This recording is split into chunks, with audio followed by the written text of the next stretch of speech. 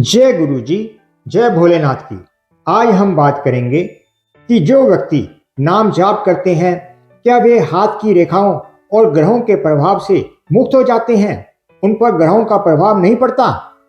देखिए, पूर्व जन्मों के पाप पुण्य कर्मों पारबद्ध के अनुसार जीवन में सुख दुख आता है, जो कि हाथ के मस्तिष्क की रेखाएं दर्शाती हैं और जन्म पत्रिका में ग्रहों की स्थिति से देखा जाता है।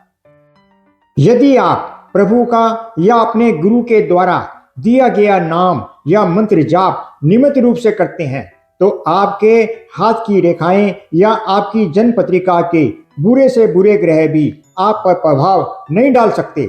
ऐसा व्यक्ति रेखाओं और ग्रहों के प्रभाव से मुक्त हो जाता है।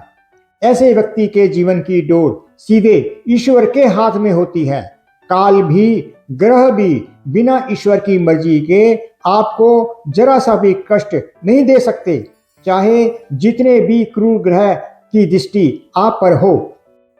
तो जीवन में जो बड़े बड़े दुख कष्ट आते हैं, वह भोगने पड़ते हैं, उससे कोई बच नहीं सकता।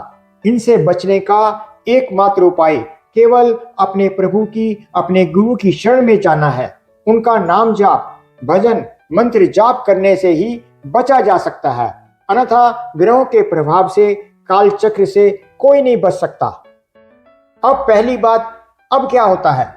बहुत से व्यक्ति कहते हैं कि नाम जाप कर रहे हैं, भजन कर रहे हैं, तब भी दुख आता है, कुछ परिवर्तन नहीं दिख रहा।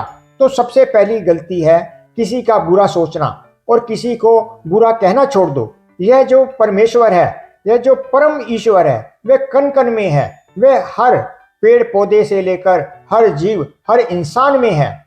जिसे तुम बुरा कह रहे हो या जिसका भी बुरा करते हो, तो जब तुम इधर तो ईश्वर का नाम जाप करो और उधर किसी का बुरा सोचो या बुरा कहो या बुरा करो, तो बुरा किसका कर रहे हो? उस ईश्वर का। उसमें भी तो वही ईश्वर है।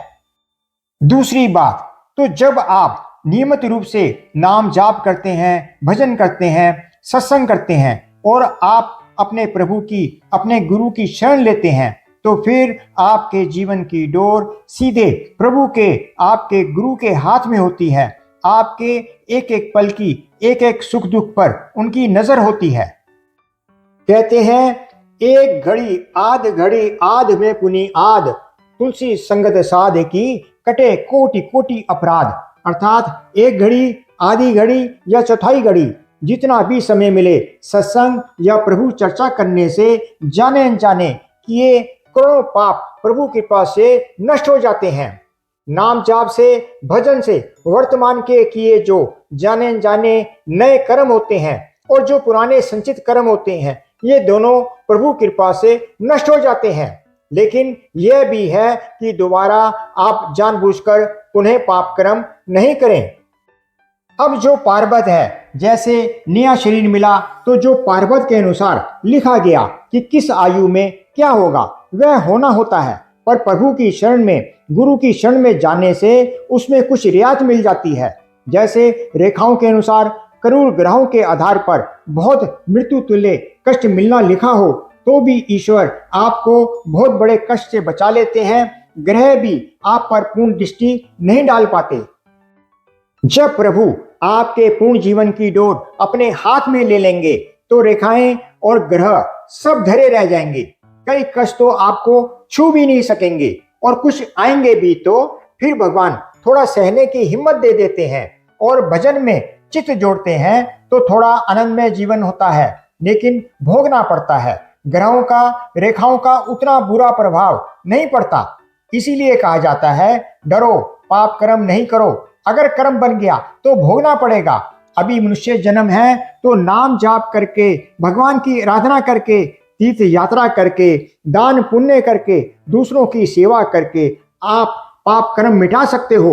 मनुष्य जन्म छूट गया तो फिर नहीं मिटा पाओगे, फिर भोगना ही पड़ेगा। इसीलिए खूब नाम जाप करो और जो कष्ट आए उसे भगवान का प्रसाद मानकर भोग लो।